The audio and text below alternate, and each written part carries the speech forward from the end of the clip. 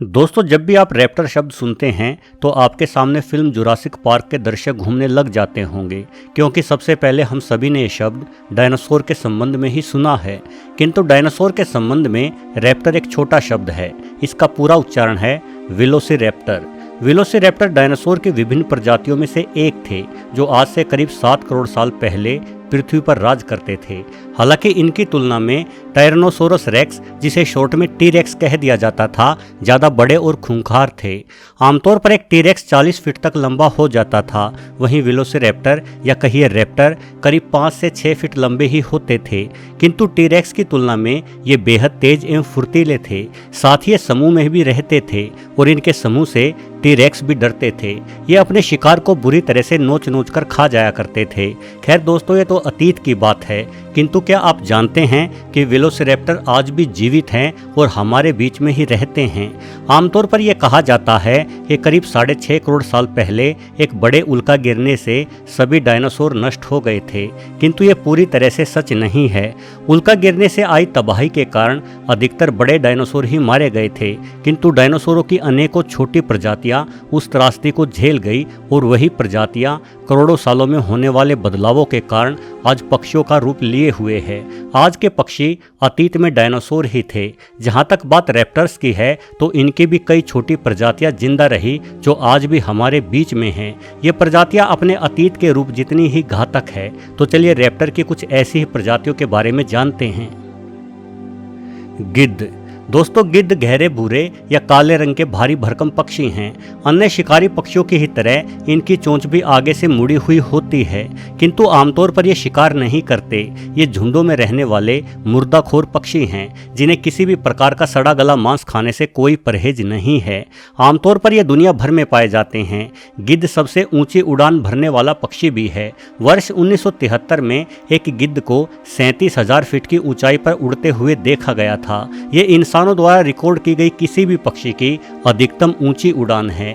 इतनी ही ऊंचाई पर हवाई जहाज उड़ते हैं। 37,000 फीट की ऊंचाई पर उड़ते हुए इस गिद्ध की टक्कर एक हवाई जहाज से ही हो गई थी, जिस वजह से हवाई जहाज क्रैश होते होते बचा था। कोई दूसरा पक्षी तो इतनी अधिक ऊंचाई पर ऑक्सीजन की कमी से ही मारा जाएगा। इतनी ऊंचाई से भी एक गिद्ध के देखने की क्षमता बेहद अद्भुत होती है। ये घास के ढेर में मरे पड़े एक छोटे से जीव को भी देख लेते हैं। पुराने जगत में गिद्ध का महत्व अतुलनीय है। ये जानवरों के सड़े गले मांस को खाकर जंगल की सफाई रखते हैं। एक आकलन के मुताबिक हर वर्ष अफ्रीका के जंगलों में करीब 10 करोड़ से अधिक सड़ा गला मांस बच जाता है। इस मांस को शेर या लकड़बग्घे नहीं खा पाते। ये सड़ा हुआ मांस जंगल में भयंकर महामारियां फैला सकता है, किंतु गिद्ध हड्डियों से नोच नोच कर मांस का आखिरी कतरा तक खा जाते हैं और जंगल की रक्षा करते हैं। हालांकि दुखद बात यह है कि पिछले कुछ दशकों से इनकी संख्या लगातार घटती जा रही है। एक अनुमान के मुताबिक पिछले 50 वर्षों के दौरान भारत में गिद्धों की संख्या में 50% की कमी आ चुकी है। उल्लू। दोस्तों, पृथ्वी पर उल्लुओं की 200 से अधिक किस्में मौजूद हैं। ये अंटार्कटिका को छोड़कर पूरी दुनिया में पाए जाते हैं। अकेले भारत में उल्लू की 35 से अधिक प्रजातियां मिल चुकी है।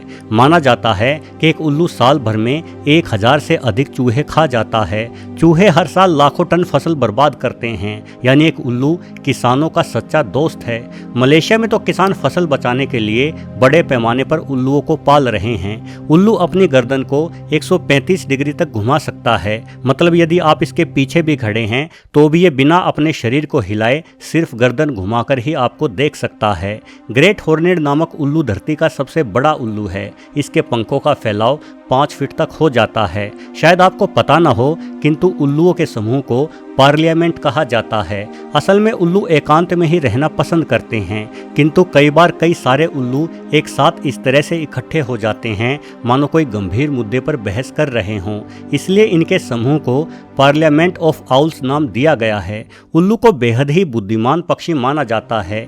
रात में जब चूहे जैसा छोटा जीव थोड़ी सी भी हरकत करता है तो उल्लू घुप अंधेरे में भी उसे देख लेता है और तुरंत उस चूहे को दबोच लेता है। इसके पैरों में टेढ़े नाखूनों वाली 4-4 उंगलियां होती हैं, जिनके हमले से ये तुरंत अपने शिकार को मार डालता है।